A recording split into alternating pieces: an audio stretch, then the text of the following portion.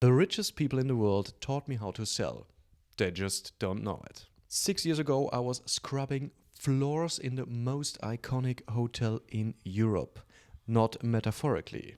On my knees, with a brush, as you can see here. Today I close high value deals at the same hotel. And in between I stood in the elevator with Barack Obama, but later on more.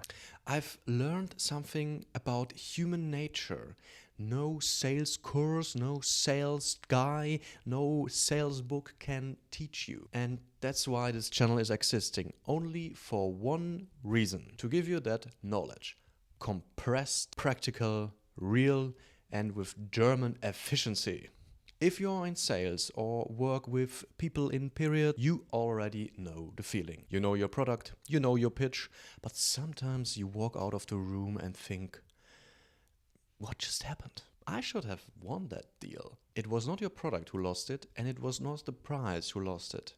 It was something in between, something invincible, something in how you showed up. That's exactly what we are going to fix.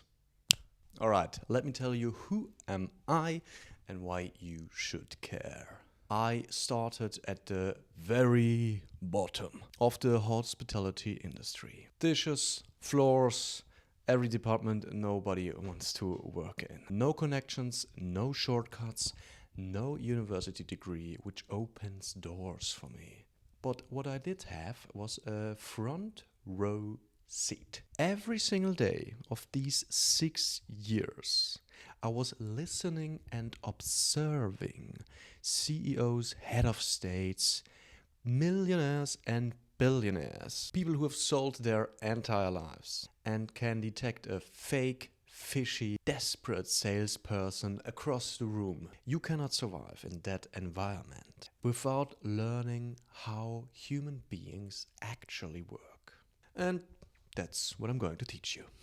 My first week as an apprentice, I met my first real celebrity. Someone I only knew from TV and newspaper. I remember the exact moment when he walked in. My heart was pounding, I couldn't think straight. I was completely, and I mean completely, starstruck. Standing right there, 2 meters away, hit me like a wall. He's just a man. He's just a man. The person, by the way, was back in the days Prince Charles, now King Charles from Great Britain. And in that moment I understood something that took me years of articulate. I had put him on a pedestal. Not consciously. My brain knew he was a human, but my nervous system, my gut, had decided he was more. And here's why this destroys salespeople. The second you put your client on a pedestal, you already lost. The second you put yourself on a pedestal, you already lost. If you put your client on a pedestal, you start over-explaining. You start chasing approval, you stop listening and start performing. Quick fix that actually works. Before any high-stakes meeting, picture that person on the toilet. I'm serious. It's ridiculous, but it works. We all just humans. Let that really deeply sink in.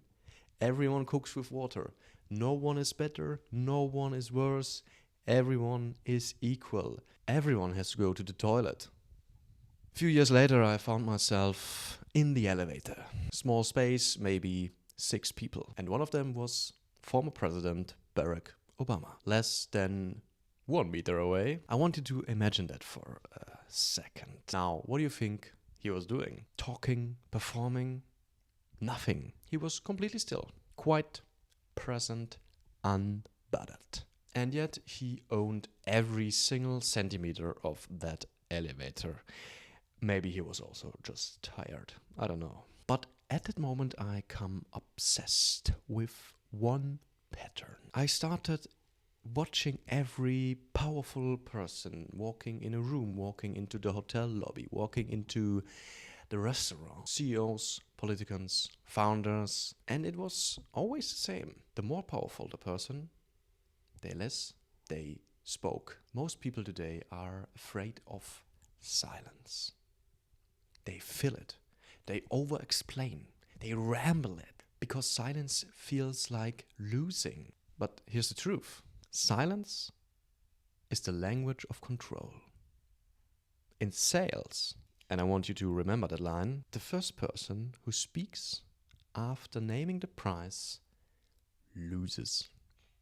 Every time. Let the silence work for you. After 6 years of watching this pattern play out every day, I came to the conclusion that there are two types of people in every interaction: guests and hosts. A guest walk into a meeting reactive, over talking. They need the person to like them. They make the conversation unequal and they don't even realize it. The host is different. They don't need approval. A host creates the environment. A host listens more than he speaks. A host knows everyone in this room is just a human being. And here's what nobody tells you. Arrogance is not the same as confidence. It's just a mask of fear expressed in a really disgusting way. Real confidence is calm. It's quiet. It's Obama in the elevator. The single most important shift in sales you can make right now. Stop showing up as a guest. Start showing up as a host. Everything else, your pitch, your product, your price, lands completely different when you make that shift. What I've shared today is one of my framework. There are systems behind how luxury and ultra high luxury hotels train their people. Specific phrases to de-escalate any difficult client or guest without a single confrontation. Techniques used by concierges to make billionaires feel they are the only person in the whole world.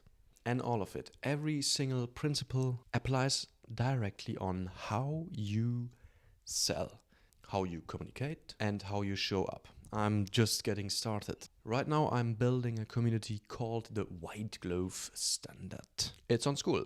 It's where I'm putting everything. The compressed systems, the real stories, the framework that took me 6 years to learn. Link is in the description. See you there or in the next video. Thank you for watching.